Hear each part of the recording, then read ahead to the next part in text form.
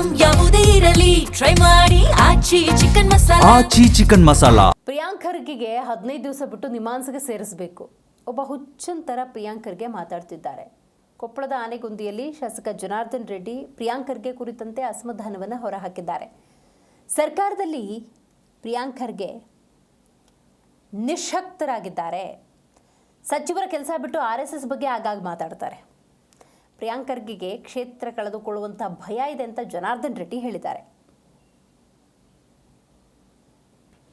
ನಿಜವಾಗ್ಲೂ ಯಾಕಂದರೆ ನೋಡಿ, ಪ್ರಿಯಾಂಕ ಖರ್ಗೆ ಅವರು ಕೇವಲ ಮಾಧ್ಯಮಗಳ ಮೂಲಕ ಪ್ರತಿದಿನ, ಯಾಕಂದರೆ ಅವರು ಸರ್ಕಾರದಲ್ಲಿ ನಿಶಕ್ತರಾಗಿದ್ದಾರೆ. ಅವರು ಒಬ್ಬ ಗೃಹ ಮಂತ್ರಿಯಾಗಿ ಕೆಲಸ ಮಾಡೋದನ್ನು ಚೆನ್ನಾಗಿ ಮಾಡೋದನ್ನು ಬಿಟ್ಟು ದಿನ ಬೆಳಗ್ಗೆ ಆದರೆ RSS ಬಗ್ಗೆ ಮಾತಾಡೋದ್ರ ಮೂಲಕ ಸುದ್ದಿಯಲ್ಲಿ ನಾನು ಇರಬೇಕು ಅನ್ನೋಂಥ ಒಂದು ಚಟ ಬಿಟ್ಟರೆ ಅವ್ರಿಗೆ ಒಂದು ರೀತಿ ಅವ್ರಿಗೇನಾದರೂ ನಿಜವಾಗ್ಲೂ, ಯಾಕಂದರೆ ನಮ್ಮ DK ಶಿವಕುಮಾರ್ ಅವರು ಏಕಾಏಕಿ ಅವರಿಗೆ ಗೃಹ ಮಂತ್ರಿನೂ ಕೊಟ್ಬಿಟ್ಟಿದ್ದಾರೆ.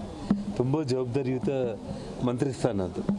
ಸ್ವಲ್ಪ ನಾನೇನಂತಂದರೆ ಅವರಿಗೆ ಒಂದು 15 ದಿನ ಬಿಡುವನ್ನು ಕೊಟ್ಟು ನಮ್ಮ ಬೆಂಗಳೂರಲ್ಲಿ ನಿಮ್ಯಾನ್ಸ್ ಹಾಸ್ಪಿಟಲ್ನಲ್ಲಿ ಪ್ರಿಯಾಂಕ ಖರ್ಗೆ ಅವ್ರನ್ನ ಅಡ್ಮಿಟ್ ಮಾಡಿಸಿ ಅವ್ರಿಗೇನಾದರೂ ತಲೆ ಸರಿಯಾಗಿದೆನಾ ಇಲ್ಲನಾ ಅನ್ನೋದನ್ನು ನೋಡಿದ್ರೆ ಗೊತ್ತಾಗುತ್ತೆ.